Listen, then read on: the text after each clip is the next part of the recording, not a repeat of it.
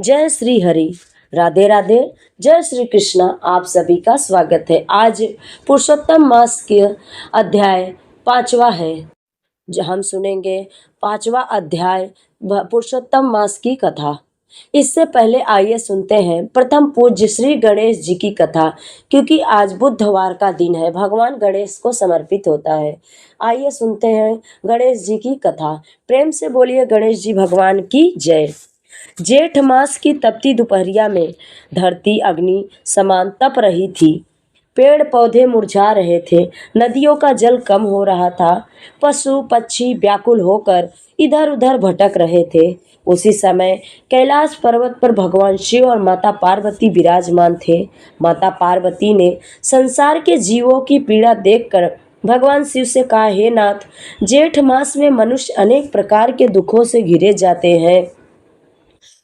कोई धन के अभाव में दुखी है, कोई रोग से पीड़ित है और कोई संतान के लिए व्याकुल है, कोई अपने कर्मों के कारण संकट में पड़ा है। ऐसा कौन सा उपाय है जिससे मनुष्य के सभी दुख दूर हो जाए और उसे सुख समृद्धि और शांति प्रदान हो।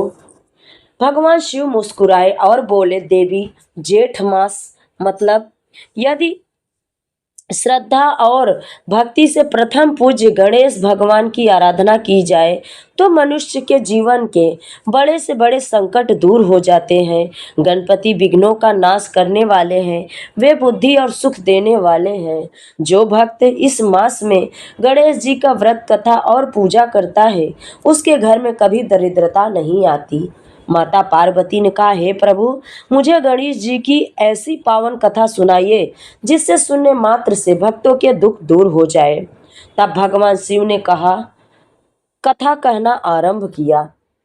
प्राचीन समय की बात है। अवंतिका नगरी में धर्मपाल नाम का एक निर्धन ब्राह्मण रहता था।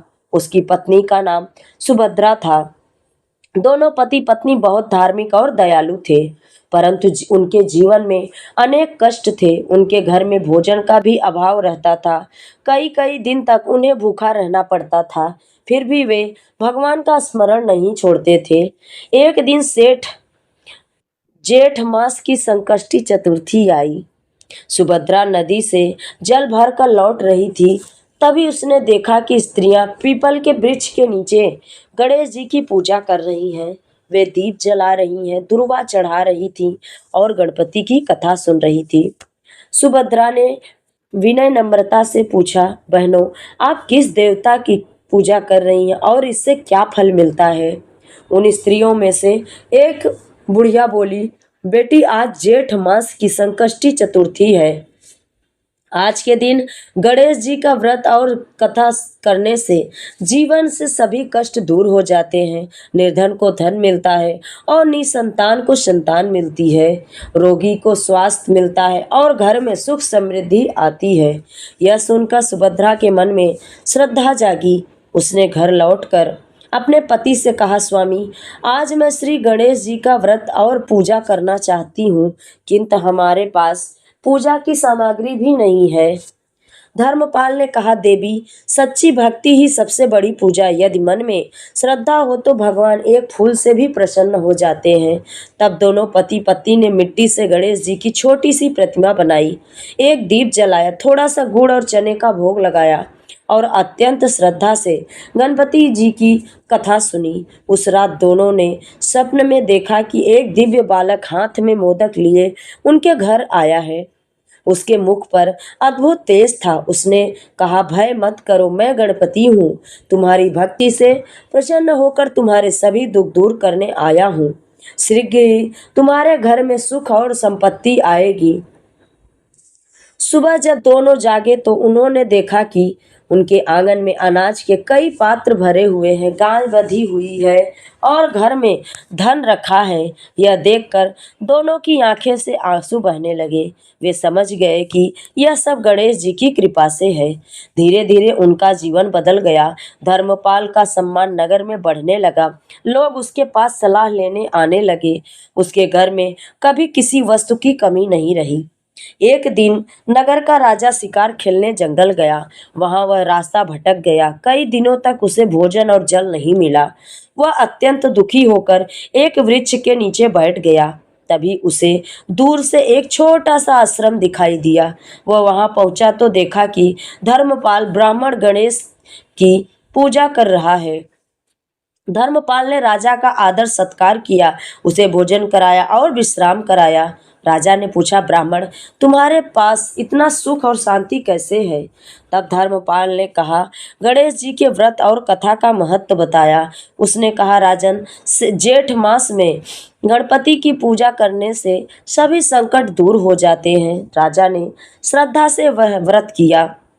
कुछ ही समय बाद उसके राज्य में वर्षा हुई, खेत ललहाने लगे, प्रजा सुखी हो गई और राज्य में धन धान्य की वृद्धि होने लगी।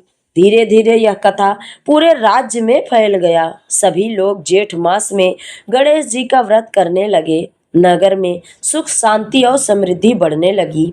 उसी नगर में एक व्यापारी भी रहता था जिसका नाम लोभी लाल था।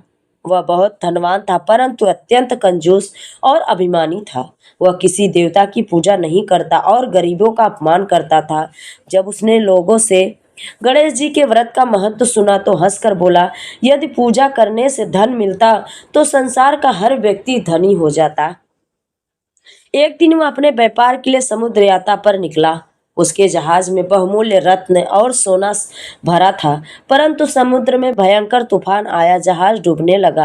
व्यापारी भयभीत होकर रोने लगा। तभी उसे धर्मपाल की बातें याद आ गई। उसने हाथ जोड़कर कहा, हे गणपति, यदि आप मुझे बचा ले तो मैं आपका व्रत और पूजा अवश्य करूंगा। तभी समुद्र शांत हो गया, जहाज सुरक्षित किनारे पहुंच गया। व्यापारी समझ गया कि यह गणेश जी की कृपा है। वह तुरंत नगर लौटा और जेठ मास में विधि पूर्वक गणपति का व्रत करने लगा। उसने गरीबों को दान दिया, भूखों को भोजन कराया और अपने अभिमान का त्याग कर दिया। गणेश जी की कृपा से उसका व्यापार और अधिक बढ़ा, परंतु अब वह दयालु व विनम्र बन गया। समय बीतता गया, धर्मपाल वृद्ध हो गया। एक दिन उसने अपने पुत्र से कहा, बेटा, जीवन में कभी गणेश जी की भक्ति मत छोड़ना, क्योंकि उन्हीं की कृपा से हमें सब कुछ मिला है। उसका पुत्र भी अत्यंत भक्त बन गया और प्रतिवर्ष जेठ मास में गणेश जी का व्रत करता और कथा सुनता। एक बार नगर में भयंकर महामारी फैल गई। लोग मरने लगे। चारों ओर भय और दुख का वातावरण छा गया। तब धर्मपाल के पुत्र ने पूरे नगर में गणपति यज्ञ और कथा का आयोजन कराया। सभी लोगों ने श्रद्धा से गणेश जी का स्मरण किया। धीरे धीरे महामारी समाप्त हो गई और नगर फिर से सुखी हो गया। भगवान शिव ने कथा समाप्त करते हुए माता पार्वती से कहा, हे देवी, जो मनुष्य जेठ मास में श्रद्धा और भक्ति से गणेश जी का व्रत कथा और पूजा करता है, उसके सभी विघ्न दूर हो जाते हैं। उसे सुख, समृद्धि, संतान और यश की प्राप्ति होती है। माता पार्वती ने प्रसन्न होकर कहा, हे प्रभु, यह कथा अत्यंत पवित्र और कल्याणकारी है। इसका श्रवण करने वाला मनुष्य अवश्य ही गणपति की कृपा प्राप्त करेगा। तभी कैलाश पर्वत पर दिव्य प्रकाश फैल गया और स्वयं गणेश जी प्रकट हुए। उन्होंने कहा, जो भक्त जेठ मास में श्रद्धा से मेरा स्मरण करेगा, मैं उसके सभी दुख दूर करूंगा। उसके घर में कभी दरिद्रता नहीं आएगी और उनके जीवन में सदैव मंगल होगा। इतना कहकर गणेश जी अंतर ध्यान हो गए। जो मनुष्य इस कथा को श्रद्धा से सुनता या सुनाता है, उसके जीवन के सभी कष्ट दूर होते हैं और गणपति बप्पा उसकी सभी मनोकामनाएं पूर्ण करते हैं। प्रेम से बोलिए गणेश जी भगवान की जय। अब सुनते हैं बुधवार की व्रत कथा। बहुत समय पहले की बात है। एक नगर में मधुसूदन नाम का एक व्यापारी रहता था। वह बहुत धनवान था। उसके घर में किसी चीज की कमी नहीं थी, परंतु उसका स्वभाव अत्यंत घमंडी था। वह अपनी पत्नी और परिवार की बात कभी नहीं मानता था। उसकी पत्नी गणेश भगवान और बुद्ध देव की बहुत बड़ी भक्त थी। वह प्रत्येक बुधवार को व्रत रखती, पूजा करती और कथा सुनती। एक दिन उसकी पत्नी ने कहा, स्वामी, कल बुधवार है, आप कहीं बाहर मत जाइए, क्योंकि बुधवार के दिन नई यात्रा करना शुभ नहीं माना जाता। पहले पूजा करके फिर कोई शुभ कार्य करना चाहिए। मधुसूदन बोला, यह सब अंधविश्वास है। मैं व्यापार के लिए अवश्य जाऊंगा, मुझे कोई नहीं रोक सकता। अगले दिन बुधवार को वह अपनी पत्नी को साथ लेकर बैलगाड़ी में बैठकर दूसरे नगर की ओर चल पड़ा। दोपहर का समय हुआ तेज धूप पड़ रही थी। रास्ते में उसे प्यास लगी। वह अपनी पत्नी से बोला, तुम यहीं बैठो, मैं पानी लेकर आता हूँ। जब वह पानी लेकर लौटा तो उसने देखा कि उसकी बैलगाड़ी में से उसके समान रूप वाला एक दूसरा व्यक्ति बैठा है और उसकी पत्नी उससे बातें कर रही है। यह देखकर वह क्रोधित हो गया और बोला, तू कौन है? मेरी पत्नी और गाड़ी के पास क्यों बैठा है? दूसरा व्यक्ति बोला, यह मेरी पत्नी है और यह गाड़ी भी मेरी है, तू झूठ बोल रहा है। दोनों में झगड़ा होने लगा। राहगीरों ने की भीड़ इकट्ठा हो गई। किसी को समझ नहीं आया कि असली कौन है, क्योंकि दोनों का चेहरा और वेशभूषा बिल्कुल एक जैसी थी। तभी वहां नगर के सैनिक आ पहुंचे। उन्होंने दोनों को पकड़कर राजा के सामने प्रस्तुत किया। राजा भी दोनों को देखकर आश्चर्य में पड़ गया। वह निर्णय नहीं कर पा रहा था कि असली व्यापारी कौन है।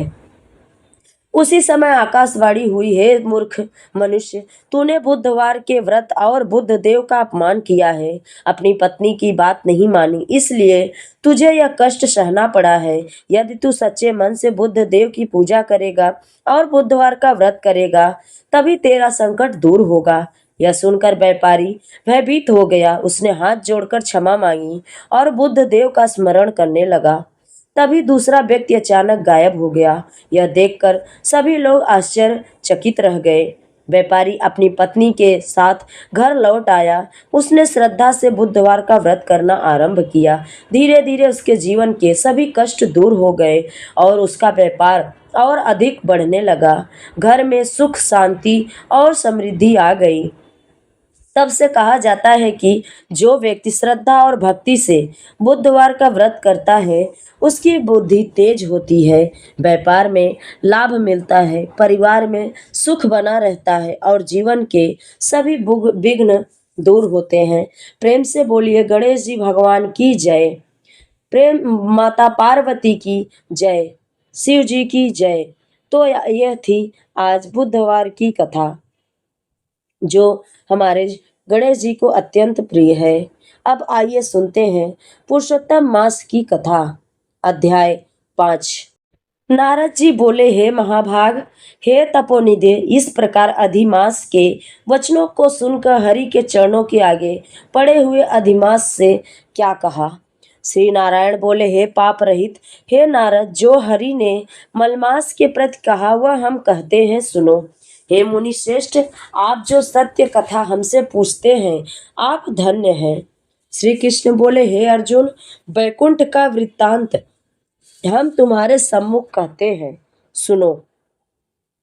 मलमास के मूर्छित हो जाने पर हरि के नेत्रों से संकेत पाए हुए गरुड़ मूर्छित मलमास को पंख से हवा करने लगे। हवा लगने पर अधिमास उठकर फिर बोला, हे वियो भो, यह मुझको नहीं रचता।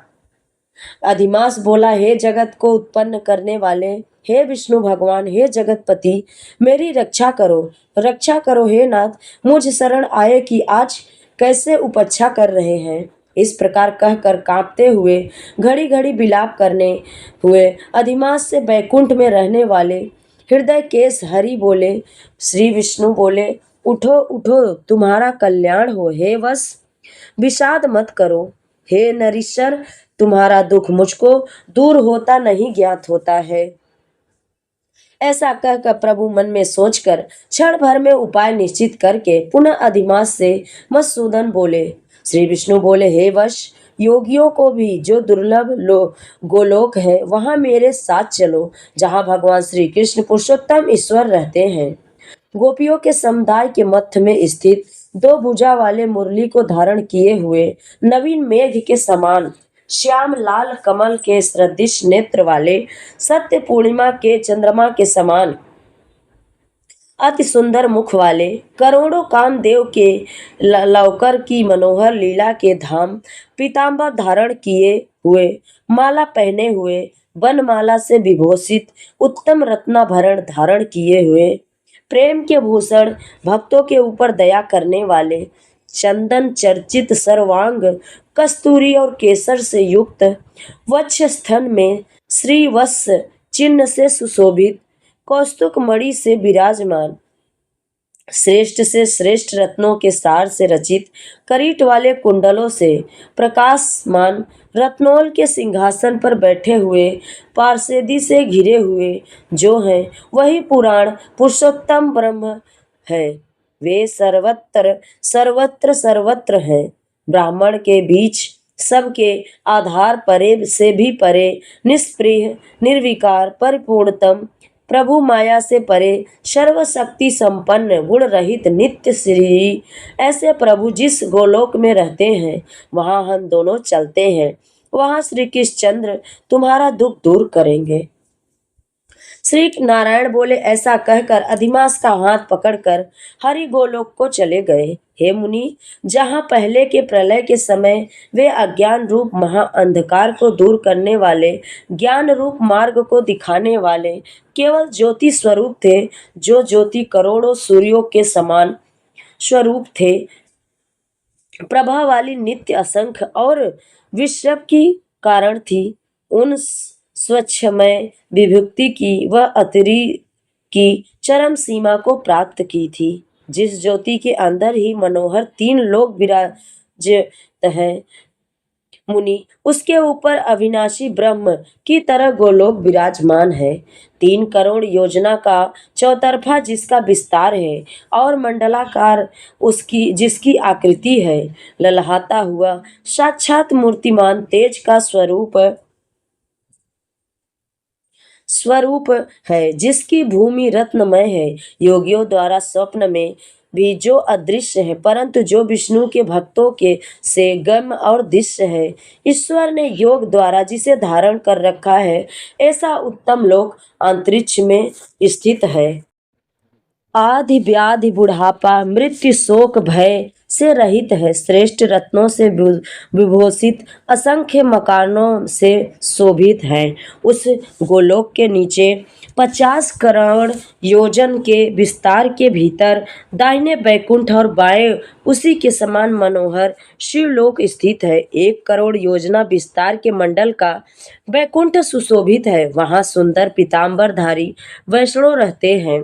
उस बैकुंठ के रहने वाले शंख चक्र गदा पद्म धारण किए हुए लक्ष्मी के सहित चतुर्भुज है।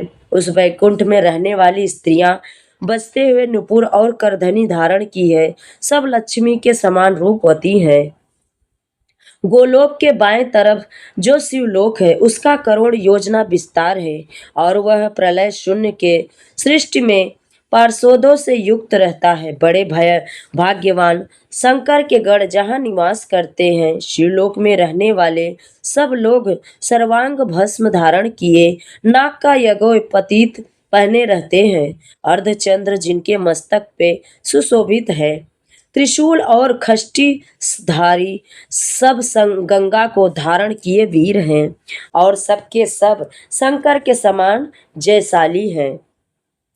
गोलोक के अंदर अति सुंदर एक ज्योति है। वह ज्योति परम आनंद को देने वाली और 12 बार परमानंद का कारण है। योगी लोग 12 बार योग द्वारा ज्ञान चक्षु से आनंद जनक निराकार और पर से भी पर उसी ज्योति का ध्यान करते हैं। उस ज्योति के अंदर अत्यंत सुंदर एक रूप है, जो कि नील कमल के पत्तों के समान, श्याम लाल कमल के समान नेत्र वाले, करोड़ों शरद पूर्णिमा के चंद्र के समान शोभयान माने मुख वाले, करोड़ों कामदेव के समान सौंदर्य की लीला का सुंदर धाम, 2 भुजा वाले, मुरली हाथ में लिए, मंद हास्य युक्त पीतांबर धारण किए हुए, श्री वस्त्र चिन्ह से सुशोभित, वक्ष स्थल वाले, कौस्तुभ मणि से सुशोभित, करोड़ों उत्तम रत्नों से जड़ित चमचमाते किरीट और कुंडलों को धारण किए हुए, रत्नों के सिंहासन पर विराजमान, वरमाला से सुशोभित वही श्री कृष्ण नाम वाले पूर्ण ब्रह्म हैं। अपनी इच्छा से ही संसार को नचाने वाले, सबके मूल कारण, सबके आधार पर से भी परे, छोटी अवस्था वाले, निरंतर गोप वेश को धारण किए हुए, करोड़ों पूर्ण चंद्रों की शोभा से युक्त, भक्तों के ऊपर दया करने वाले, निसंदेह विकार रहित परिपूर्णतम स्वामी रास मंडल के बीच में बैठे हुए, शांत स्वरूप रास के स्वामी, मंगल स्वरूप, मंगल करने के योग्य, समस्त मंगलों के मंगल, परमानंद के राजा हैं। सत्य रूप कभी भी नाश न होने वाले विकार रहित समस्त सिद्धियों को स्वामी, संपूर्ण सिद्ध के स्वरूप, अशेष सिद्धियों के दाता, माया से रहित ईश्वर, गुण रहित नित्य शरीरी, अनेकों द्वारा स्तुति किए जाने वाले नित्य स्वतंत्र अद्वितीय शांत स्वरूप, भक्तों को शांति देने में परायण ऐसे परमात्मा के स्वरूप को शांति प्रिय, शांत और शांति परायण जो विष्णु भक्त हैं वे ध्यान करते हैं। इस प्रकार के स्वरूप वाले भगवान कहे जाने वाले एक ही आनंद कंद श्री कृष्ण चंद्र हैं। श्री नारायण बोले, ऐसा कहकर भगवान सत्व स्वरूप विष्णु अधिमास को लेकर शीघ्र ही परम युक्त गोलोक में पहुंचे। सूत जी बोले, हे, ऐसा कहकर सत्क्रिया को ग्रहण किए हुए नारायण मुनि के चुप हो जाने पर आनंद सागर पुरुषोत्तम से विविध प्रकार की नई कथाओं को सुनने की इच्छा रखने वाले नारद मुनि उत्कंठा पूर्वक बोले। प्रेम से बोलिए विष्णु भगवान की जय, पुरुषोत्तम भगवान की जय। यह रही आज की पुरुषोत्तम मास की कथा। आप सभी को कथा अच्छी लगे तो लाइक, शेयर और चैनल को सब्सक्राइब जरूर करें और कमेंट में जय लक्ष्मी नारायण जरूर लिखें। जय श्री हरि।